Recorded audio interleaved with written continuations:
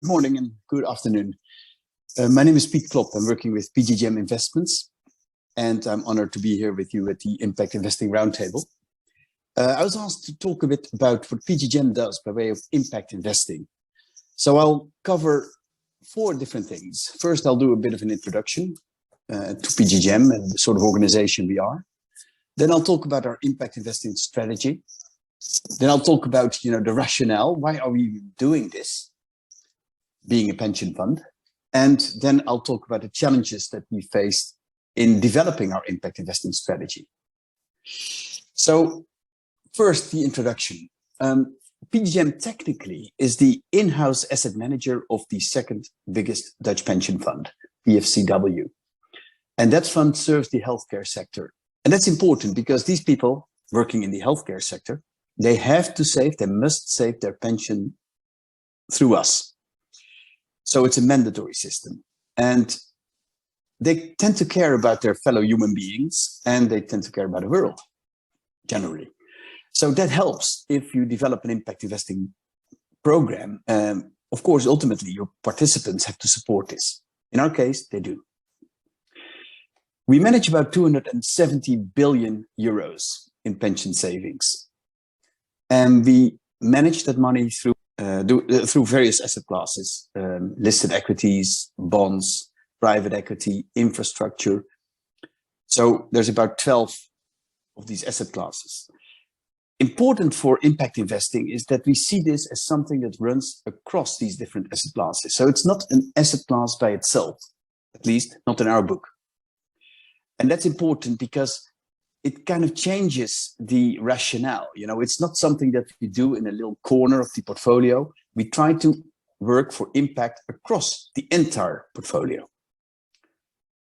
The average returns we've been able to achieve over the past 20 plus years is about 8%. So that's pretty decent, right?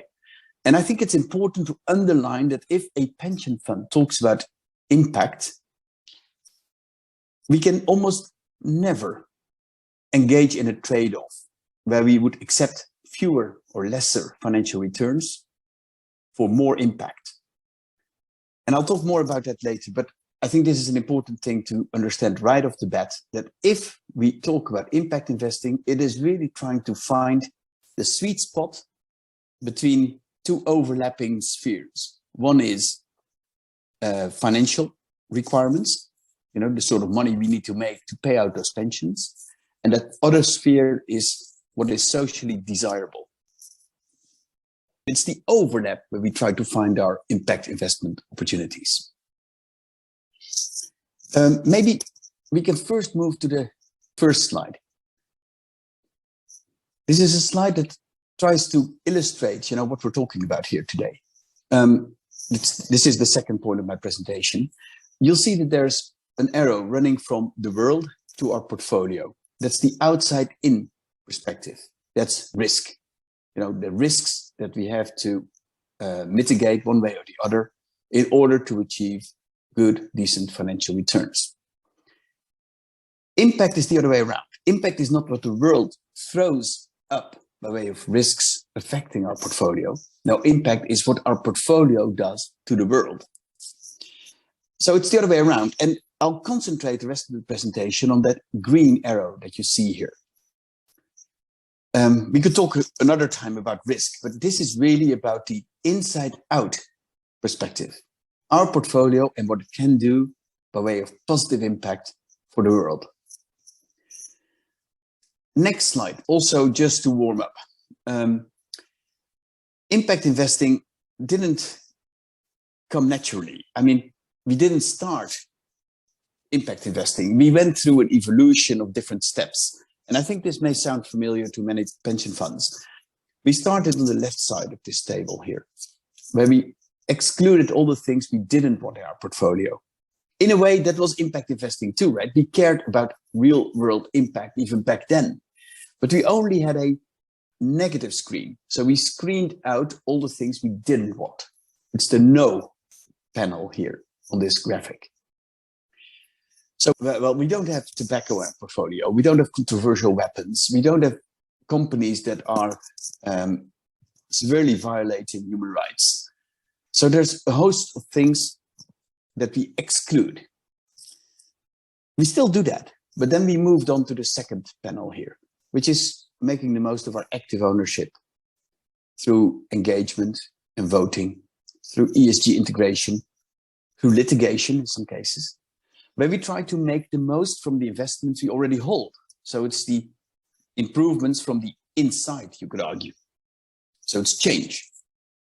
That in a way is impact too. You know, we try to be more meticulous in measuring the impact of all this, but that's impact too. It's the inside, from the inside change. And then we went to the yes panel in this graphic, where we were, and this is, 10 years later or so, where we were brave enough to articulate what it is that we wanted to have a positive impact on. So it's the themes that you see here. That's where we started: climate, water, health, and food. And the rest of my presentation will be about that right-hand panel here. It's not the only way we achieve impact, but it's perhaps the most relevant part for this particular roundtable. Then to the next slide, and that's immediately the last slide. Everything will kind of talk to this particular slide here. So in explaining our impact investing strategy, I think it's important, again, to emphasize that we try to find impact in that overlap of these two, the yellow and the blue circles here. They overlap, and you see that there's two arrows pointing at a desire and also an opportunity to grow the overlap. We talk about this as 3D investing, in the sense that we do not just evaluate our investments on risk and return, we also evaluate them on the impact they create. So hence the title here, 3D investing. So there's no trade-off, there's an overlap. Then I think in developing our strategy, we came from a lot of insight and data on operational impact, the how. We knew a lot about the way companies run their business and all the social and environmental impact of that. But that really was about the production process, the within the fence impact of a company on its employees and on its immediate surroundings. And it's really summarized as the how. And it struck us that if you then looked at sustainability rankings, companies came out on top.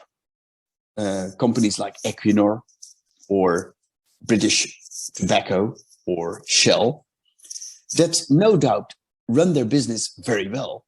So they do their thing very well. It's just hard to think about them as impactful in terms of products and services and revenues. So we changed our point of view from a focus on the how companies conduct their business to what it is they're actually doing, what it is they're actually making money off.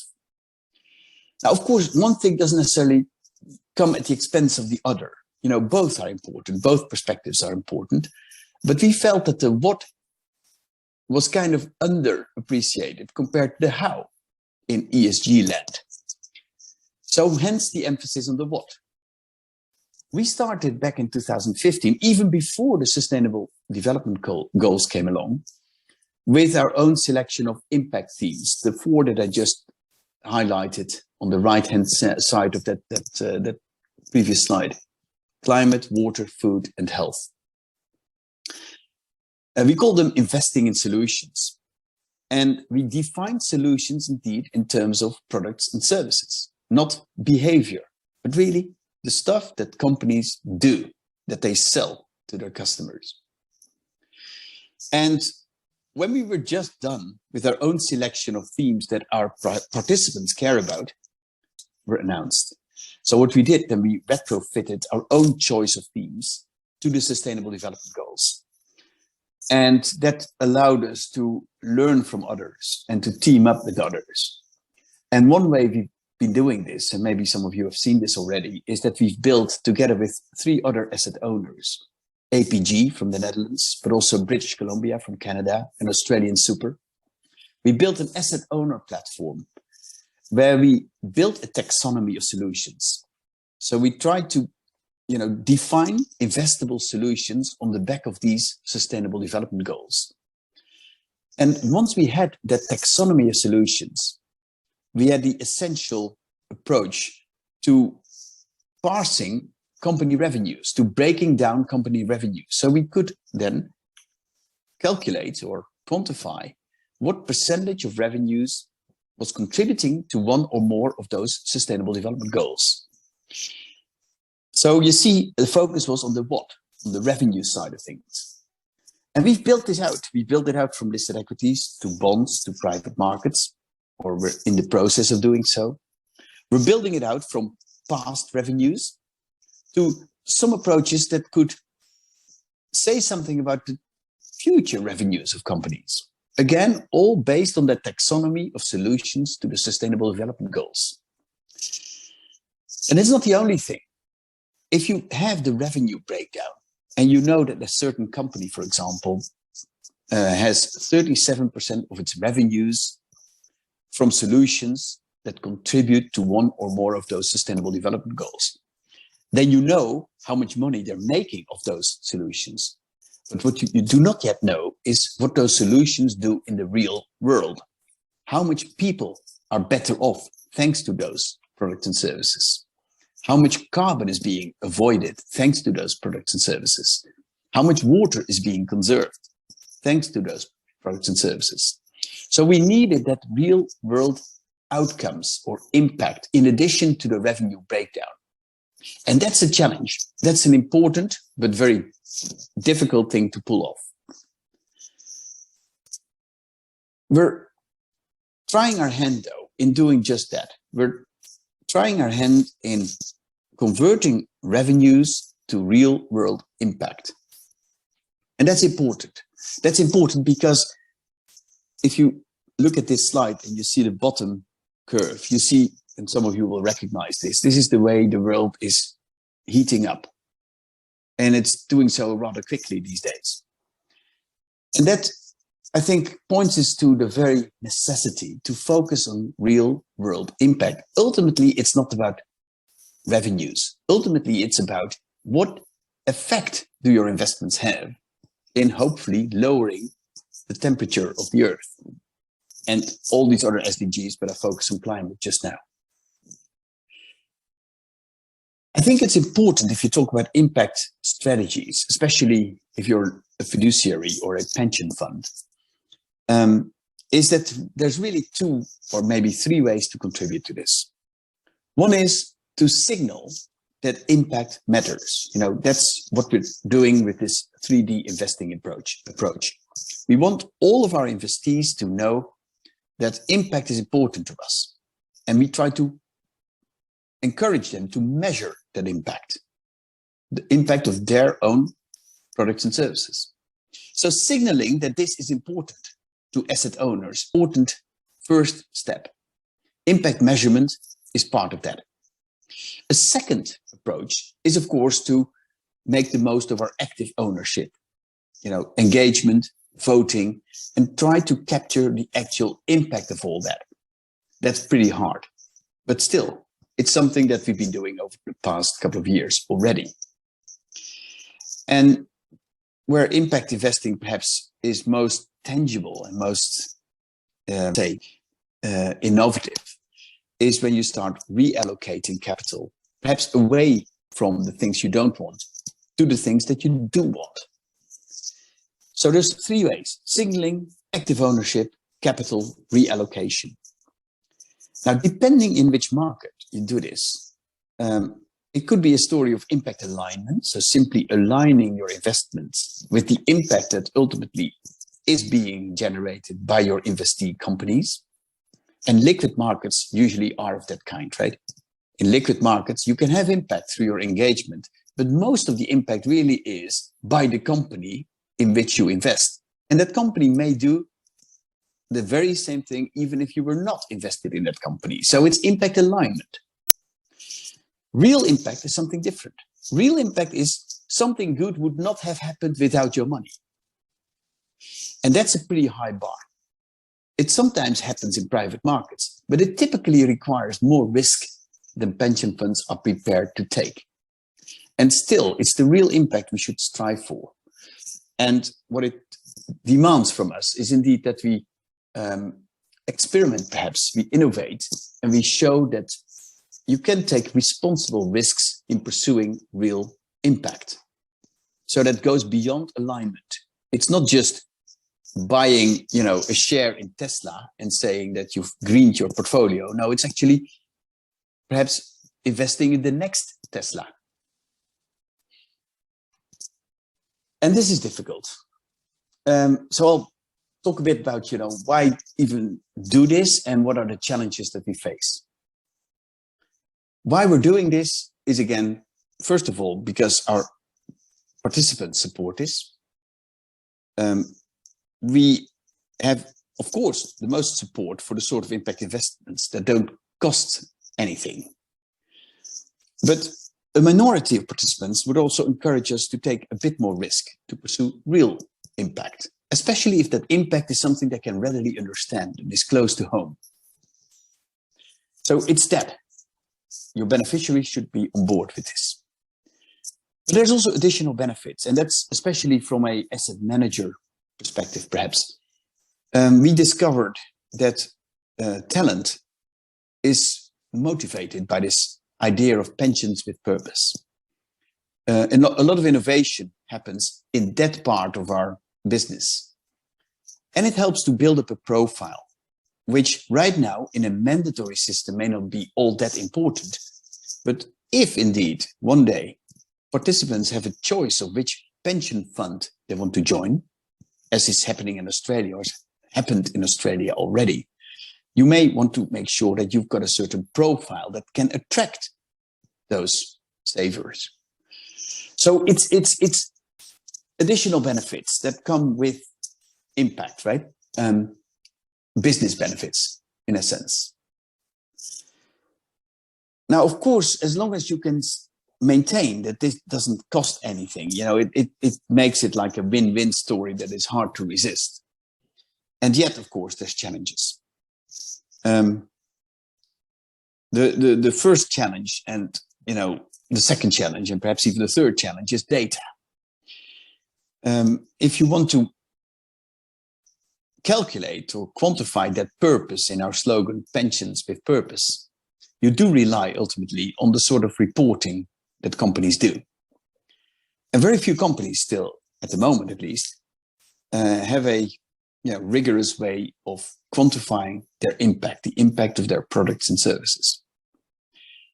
We started anyway with the SDI Asset Owner platform, and before that with the PGGM only approach, because we felt that, through modeling, revenue to outcomes or revenue to impact modeling, you can also approach at least the impact of a company's products and services. The model, of course, as every model, will always be wrong, but at least you got then something to take to that company through your engagement, for example, and hopefully provoke them into giving you better information, better data. So data is still a challenge. We try to overcome that through modeling, but ultimately it'll have to be through corporate reporting. And you probably know as well as anyone that there's plenty of regulatory drives towards just that, whether it's in the European Union through the European Commission or the SEC in the US. They're all driving towards more accountability on the part of companies. Accountability, that is, for the risks they run, but beyond that, the impact they generate. Another challenge then, of course, is the measurement of that impact. And, this is not easily overcome, frankly. This will be a work in progress for years to come. There's all sorts of technical difficulties, whether it's the reference point in time, or perhaps a performance benchmark against which you measure the impact of an investment.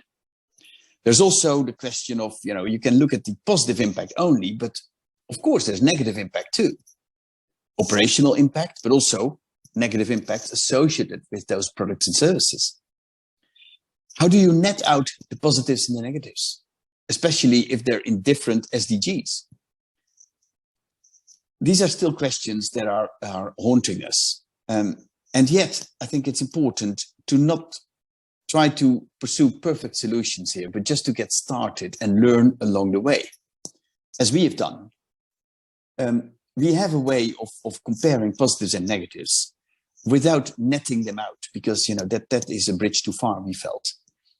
But of course, it's important that you're not being accused of greenwashing, only highlighting positives and sweeping the negatives under the carpet. So we want to be transparent there. And I think that's important. Transparency is something that you'll have to do, because the moment you claim impact, there's always some stakeholder, some NGO, some newspaper trying to poke holes in your story. So you've got to be transparent, even though perfection in the way of impact measurement is still some way off. And then I come at the concluding remarks. What is the advice that I could give to Japanese asset owners if they're considering starting impact investment? I think, first of all, get off the table right away the idea that impact investing implies that you're going to throw good money after, maybe noble ideas, but not ideas that will generate financial return. So no trade-off. I think that's very important right off the bat. Then establish a clear objective. Why do you want to do this? Do you want to do this because you want to fix the world's troubles? Do you want to do this to have an exciting and interesting story to tell to your beneficiaries? Do you want to do it to protect your reputation, perhaps? Different arguments may require slightly different approaches. It's important, whatever the objective is, that your participants support you. I think this is easier said than done. We conduct regular surveys to establish whether indeed our participants are still on board. And of course, those surveys yield, a whole array of different answers. But there's still enough in there to support the line that we're trying to follow here, the strategy that we're trying to follow, which is making market rate returns with measurable impact. Then there is challenges and an advice perhaps here, where you may not want to pursue or to forego the good in order to achieve the perfect, This will be imperfect for some time. And what I think is that you may want to, concentrate on the measurability part of your impact, and perhaps downplay a little bit that other thing that impact literature will tell you, that it's all about additionality. Yes, it is. Additionality, the idea that something would not have happened without your involvement. That, of course, is the ultimate goal.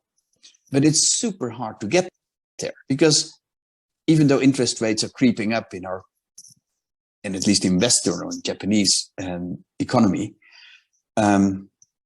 it's still hard to argue that in a world, our part of the world at least, where money is almost free, something would not have happened without your money. I mean, some other investor would probably have taken up that particular project or opportunity. So additionality, I think, is too high a bar. But intentionality and measurability are still two things that are very well advised for pension funds to take seriously. You've got to have a deliberate strategy, and you've got to measure the tangible, real-world outcome of that. And the last advice is that, yeah, sure, there is a difference between impact alignment and real-world impact, or additionality, you could say. Now, I think it's important, perhaps, to have both. It served us well. We had both objectives. We want to have a percentage of our assets under management that is aligned with the SDGs. We don't necessarily claim that we've made a massive impact on those investments. We just want them to be aligned. But of course, real impact is raising the bar there, real world impact, additional impact. And we try to achieve that in corners of our private markets in particular, where it's a little bit easier perhaps to claim that something would not have happened without your involvement. It's still a pretty high bar. We don't necessarily want to go out boasting about this, but this is where we try to find those opportunities that are still yielding market rate returns, but where you need to take a somewhat higher risk in order to get that return and indeed to get the real world additional impact. This, we believe, is the next frontier. Alignment is something good, it gets you going. But ultimately, we need to acquire the appetite, the data, and indeed the courage, perhaps, to go for real world impact. We believe it can be done, but we should treat carefully being a pension fund. We're not the World Bank, we're not the United Nations, we're a pension fund. But we believe that on a well-governed basis, that's where we should be going. And I'll leave it at that. Thank you.